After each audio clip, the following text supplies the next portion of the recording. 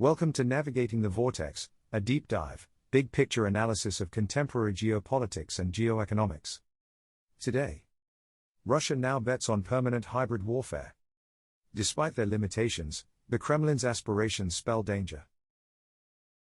Drone incursions into Poland. Fighter jets in NATO airspace. Little green men notorious for their role in the Russian takeover of Crimea more than a decade ago, in a remote corner of Estonia. Election interference in Romania and Moldova. These are just a few examples of the tools Russia has been using in the past few weeks as part of a much broader strategy variously referred to as the Gerasimov Doctrine, non-linear war, or new generation warfare. What lies behind these terms is the very worrying and very real weaponization of everything in Moscow's strategy to reshape international order. As a foreign and security policy, this kind of hybrid warfare predates the full-scale invasion in Ukraine. It was most obvious in Russia's interference in the 2016 US presidential elections. But it has intensified since the start of the full-scale invasion of Ukraine in February 2022. The spectrum of policies the Kremlin pursues includes information operations, such as propaganda and disinformation campaigns. It involves attacks on critical infrastructure, such as undersea cables or the use of drones to disrupt air traffic, and malicious cyber attacks. There have also been assassination campaigns against defectors and dissidents, for example in the UK. Last year, a murder plot against the CEO of German arms manufacturer Rheinmetall, Armin Poppega, was foiled by US and German intelligence services. While struggling to retain its traditional influence in post-Soviet regions like the South Caucasus and Central Asia, Russia has also sought to extend its influence elsewhere, such as in Latin America or Africa. But the main focus of the Kremlin's hybrid warfare campaign is Europe, which has become a key battleground in Moscow's attempts to restore Russia to its erstwhile great power status and reclaim a Soviet-style sphere of influence. At the heart of these efforts is the war against Ukraine. For Russia, victory in this war is more than the mere military defeat of Ukraine and the permanent weakening of the country along the lines of Moscow's frequently stated war aims, which include the annexation of 1/5 of Ukrainian territory, limits on the country's armed forces, and preventing it from joining NATO. While clearly important for Russia, such a victory simultaneously needs to signal its own omnipotence, to prevail over a NATO and EU-backed Ukraine, and Western impotence to prevent Ukraine's defeat. The Kremlin needs to weaken the West in order to win the war against Ukraine. In this sense, the intensification of the Kremlin's hybrid war against Kyiv's European allies is a tool Moscow uses as part of its broader war effort. But weakening the West is also an end in itself, because a strong EU and NATO alliance would prevent Russia from reclaiming its sphere of influence in Central and Eastern Europe. While Europe may only be slowly rising to the challenge of upping its defense game against Russian aggression, the simple numbers do not favor Russia. The size of the EU's economy is roughly 10 times the size of Russia's, and its population is more than 3 times that of Russia.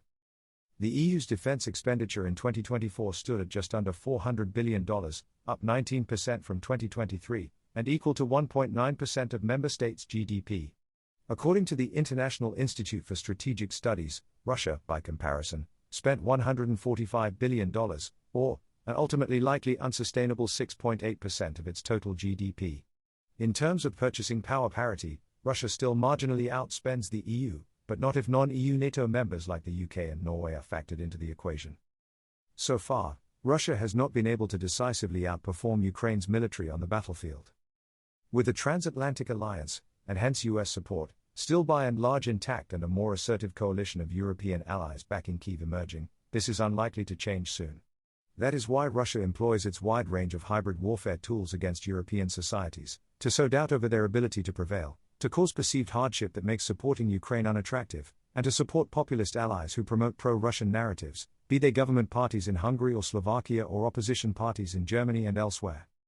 From the Kremlin's perspective, the logic is likely very simple. Using the full spectrum of hybrid warfare signals sufficient Russian capabilities and the will to deploy them that makes the costs for supporting Ukraine unacceptable for Europe. With European support ebbing away, Russia will either defeat Ukraine outright on the battlefield or force the country into humiliating concessions. Either outcome will damage European credibility and morale and allow Moscow to set the terms of a reshaping of the continent's security order along the lines of one of the Kremlin's favorite talking points, indivisible security. Belabored again by the Russian President, Vladimir Putin, in his speech at the annual meeting of the Voldi Discussion Club, a gathering of Russian and pro-Russian foreign and security policy analysts, indivisible security simply means a prioritization of Russian interests over those of its neighbors, in other words a Western recognition of a Russian sphere of influence. It would be a mistake, however, To assume that recognizing such a Russian sphere of influence would satisfy the Kremlin today in the same way as it may have satisfied Soviet rulers during the Cold War. On the contrary, a Russian victory in and beyond Ukraine would most likely encourage dreams of further expansion. In fact, as some of Russia's leading foreign policy thinkers put it in this year's annual report of the Valdai Club, the very purpose of war may have changed from victory to maintaining a balance necessary for a period of relative peaceful development. If turned into actual policy, the kind of hybrid warfare the Kremlin has pursued against Europe for more than a decade becomes a permanent feature of Russia's relations with Europe. This is a vision that exposes the limits of Russia's aspirations, managing chaos and loving disorder, and the dangers they imply for the rest of the world. A big thank you to all of our readers, listeners, followers and subscribers. Signing up to the newsletter is the best way to make sure you don't miss out on anything, and you'll get our newsletter and podcast delivered straight to your inbox wherever you are in the world. Importantly, you'll also be able to read the full written version of all of our pieces, which gives all of the background links to the information we cite in case you want to dive deeper and, like us, like to look at primary sources and check your facts. You can register for free at navigatingthevortex.com. You can also subscribe for subscriber-only access to comments and chats and other special subscriber-only benefits. You can find all these details in the podcast show notes as well. We hope you'll share Navigating the Vortex with anyone you think might find it of interest. If you like the show, please consider rating and reviewing us on Apple Podcasts or wherever you are listening.